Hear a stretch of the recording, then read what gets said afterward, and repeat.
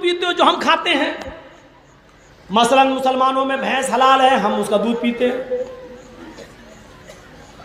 तुम भी भैंस का दूध पीते हो।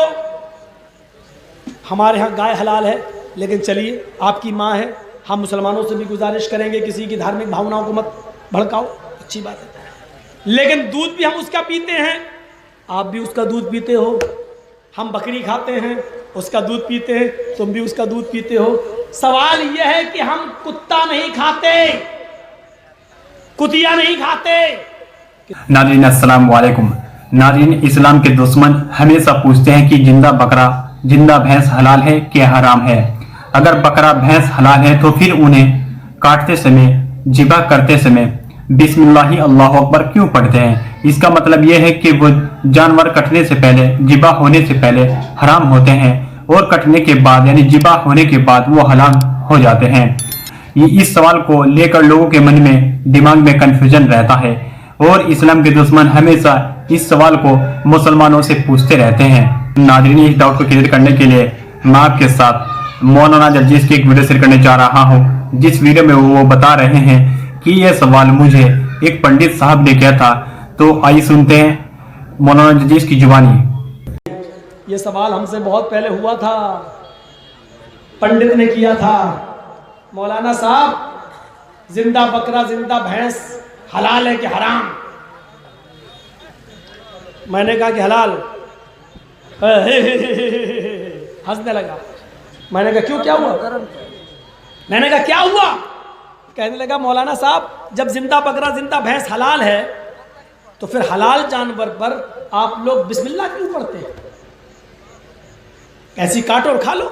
फंसा दिया उसने हमें। मैंने कहा बिस्मिल्लाह इसलिए पढ़ते हैं कि बगैर बिस्मिल्लाह के वो हराम है। तो फिर एकदम फंसाया। क्या कहता? अभी तो आपने कहा था जिंदा बकरा, जिंदा भैंस हलाल है, अब आप कह रहे हैं बगैर बिस्मिल्लाह के हराम है। तो इसका मतलब यह है कि उस पर बिस्मिल्लाह अल्लाहु अकबर पढ़ेंगे तो फिर हलाल होगा ना? हमने कहा हाँ। इससे पहले क्या था? मैंने कहा यार ये तो और फंसा लिया, ये तो बड़ा लग रहा पढ़ा लिखा। लेकिन मेरी खोपड़ी ने काम किया। मैंने कहा हाँ, ये कहाँ ला रहा है? मैंने कहा अच्छा चलो। अब मैं आया, मैंने कहा हाँ पंडित जी अब बोलो। मेरी खोपड़ी काम कर गई। जिंदा बकरा, जिंदा भैंस क्या हुआ? मैंने उसको समझाने के लिए मैंने कहा हराम है। हाँ, तब भी फंसोगे मौलाना। मैंने कहा फंसाओ। जिंदा बकरा, जिंदा भैंस हराम है? मैंने कहा हाँ। फिर हलाल कैसे हुआ? मैंने कहा उसको लिटाया, बिस्मिल्लाह अल्लाहु अकबर कहा, हलाल हो गया। इस मंत्र में इतनी ताकत होती है? वो तो कलमा कह रहा था, इस कलमे में, बिस्मिल्लाह में इतनी ताकत? मैंने कहा हाँ बहुत ताकत है, इससे हराम जानवर हलाल हो जाता है। देखिए कहां ला रहा है। मैं भी कहता चला। मैंने कहा हाँ हो जाता है। हराम जानवर हलाल? हमने कहा हाँ हो जाता है। तो फिर मौलाना साहब गधा, कुत्ता, और उसको नाम लिया था उसने सूअर, हिंदू है लेगा सूअर, ये भी तो हराम है। तो फिर इस पर भी बिस्मिल्लाह पढ़ लो, ये भी हलाल हो जाएंगे। अभी आपने कहा हराम जानवर बिस्मिल्लाह पढ़ने से हलाल हो जाता है, तो गधा, कुत्ता, सूअर पर भी? वो तो सूअर सूअर बार बार कह रहा था, हम होते तो खिंजीर इंजीर कुछ कहते। अब वो सूअर सूअर कह रहा तो कहना पड़ रहा। अच्छा। मैंने कहा पंडित जी बात तो आपकी सही है, लेकिन मेरी कुछ सुनोगे? कहता क्या? अब सारे हिंदू लोग वहां जितने बैठे थे बड़े खुश थे कि मौलवी फंस गया। मैंने कहा पंडित जी ये आपकी कौन है? ये बगल में बैठी हुई हैं, ये मेरी धर्म पत्नी है। मैंने कहा सिर्फ पत्नी कह देते तो काम नहीं चलता, धर्म लगाना जरूरी था क्या? अरे मौलाना साहब धर्म पत्नी का मतलब धर्म के हिसाब से शादी हुई है, 7 फेरे लगे। मैंने कहा पंडित जी बहुत अच्छी बात है।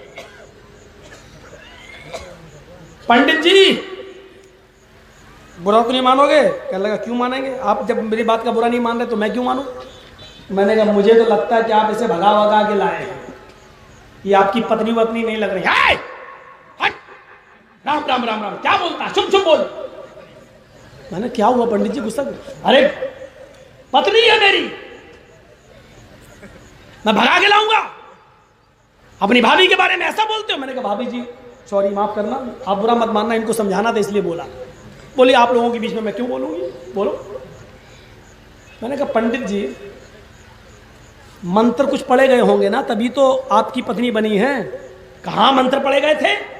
मैंने कहा ओम भूर्भुवः स्वाहा, ओम मंगलम स्वाहा, ओम देवस्य स्वाहा, ओम कुरु कुरु स्वाहा, ये सब पढ़ा गया है?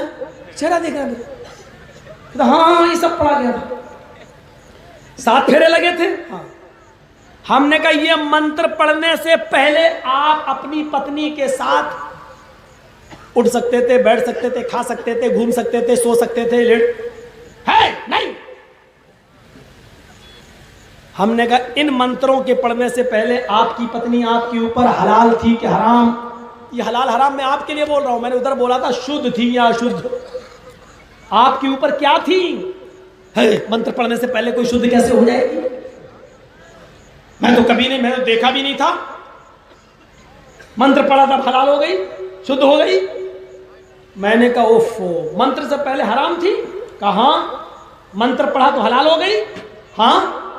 हमने कहा आपके मंत्र में बड़ी ताकत है, हराम औरत पे पढ़ो तो हलाल हो जाती है। हाँ।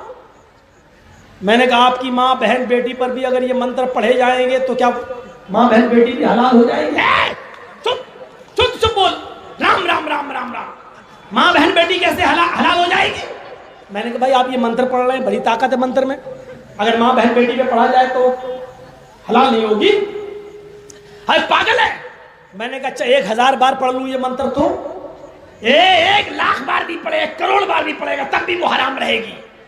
मैंने कहा पंडित जी समझ गए ना मसला, क्यों कुछ और बताना पड़ेगा? मैंने कहा कि इन मंत्रों से हर औरत हलाल नहीं होती है, वही औरत हलाल हो सकती है जो हलाल होने के लायक है, जिनकी लिस्ट रामचंद्र जी ने बता दी, कृष्ण जी ने बता दी कि ये मंत्र से ये औरतें हलाल हो जाएंगी, माँ बहन बेटी हलाल नहीं होगी। ऐसे ही हमारे यहाँ बिस्मिल्लाह अल्लाहु अकबर से मुहम्मदुर रसूलुल्लाह ने एक लिस्ट बता दी, बकरा है, भैंस है, ये है, वो ये जानवर हलाल हो जाएंगे, गधा कुत्ता सुअर हलाल नहीं होगा। समझे पंडित जी? अंडरस्टैंड? समझ में आया आपके बात? कैसे महाराज बड़े बड़े मौलवियों से पूछा, हम जानकारी चाहते थे।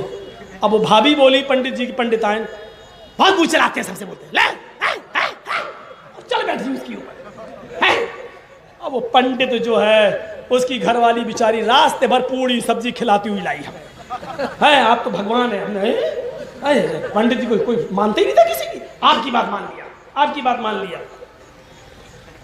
फिर दूसरी बातें चली तो सर्वभक्षो मतो मम, हिंदू धर्म की किताब में कहा सब कुछ खाओ, जो भी हिंदू आपसे कहे कि मीट सब बराबर, गाय भैंस का खा लेते हो, गधे का भी खाओ, कुत्ते का भी खाओ, आप उससे एक ही सवाल करिएगा बस, पेशाब सब बराबर, गाय का पी लेते हो, कुतिया का पी के दिखाओ, सुअर का पी के दिखाओ, जाओ देखो क्या जवाब देता है।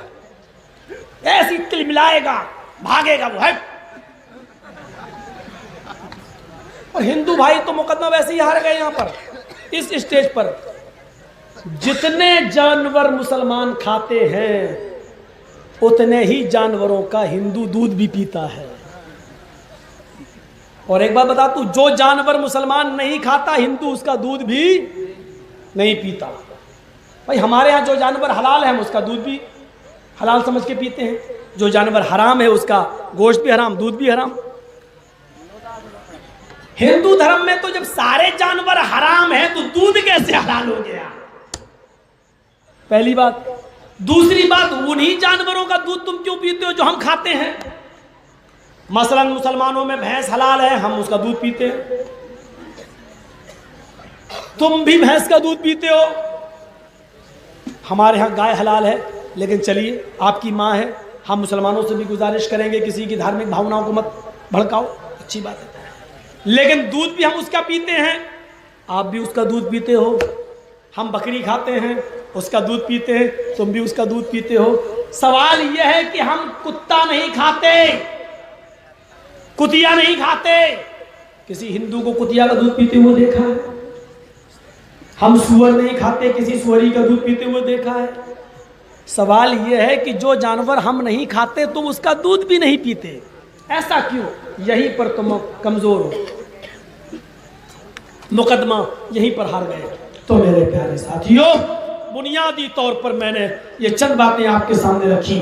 मुस्लिम नेओ संस्कार, सब कुछ खाएंगे, सर्वभक्षो मतो मम, सब कुछ खाएंगे, लेकिन हर जानवर नहीं। वही जानवर जिस पर वो कौल मंत्र पढ़ेंगे बिस्मिल्लाह अल्लाहु अकबर, मुस्लिम नेओ संस्कारा, दुनिया इनको मुसलमान कह रही होगी। इंसान हूं, जनरेटर नहीं, जिन्नात नहीं हो। 2 घंटा उधर बोला, फिर 2 घंटा इधर, 4 घंटे का मामला, और कई रातों से अपने माँ बाप की खिदमत में लगा जागा हुआ। मेरे भाइयों, मुझे माफ़ करो, जलसा आगे चलाना हो तो दूसरों को सुनो, और फिर कल का एक और प्रोग्राम मुझे करना है।